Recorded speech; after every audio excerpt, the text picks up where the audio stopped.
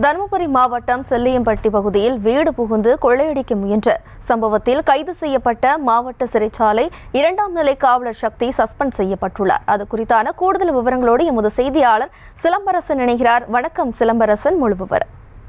காவலர் சஸ்பெண்ட் செய்யப்பட்டுள்ளார். குறிப்பாக தருமபுரி மாவட்டம் குத்தலள்ளி பகுதியை சேர்ந்தவர் சக்தி. இவர் 2014ஆம் ஆண்டு 2ஆம் நிலை சிறை காவலராக பணிபுரிந்துள்ளார். பணியில் சேர்ந்துள்ளார்.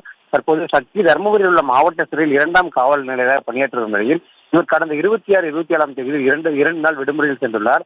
அப்போது தருமபுரி அருகே உள்ள செல்லியம்பட்டி பகுதியில் ஒரு வீடு புகுந்து ஒரு வீட்டில் கொள்ளையடிக்க முயன்ற போது அப்பகுதி பொதுமக்கள் பிடித்து மதிகோணம் காவல் நிலையத்தில் ஒப்படைத்தனர். அதைத் தொடர்ந்து மதிகோணம் காவல் நிலைய காவலர்கள் அவர் மீது வழக்கு பதிவு செய்து சேலம் மத்திய சிறையில் அடைத்தனர். இதனைத் தொடர்ந்து சிறையில் 2ஆம் நிலை காவலராக பணியாற்றி வரும் சக்தி சேலம் மாவட்ட சிறை கண்காணிப்பாளர் பொறுப்பு வினோத் அவர்கள் இவர் மீது ஒழுங்கு நடவடிக்கையாக சஸ்பெண்ட் செய்து உத்தரவிட்டுள்ளார்.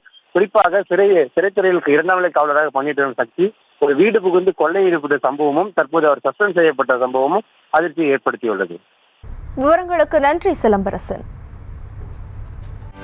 செய்திகளை உடனுக்குடனும் துல்லியமாகவும் தெரிந்து கொள்ள சப்ஸ்கிரைப் பண்ணுங்க.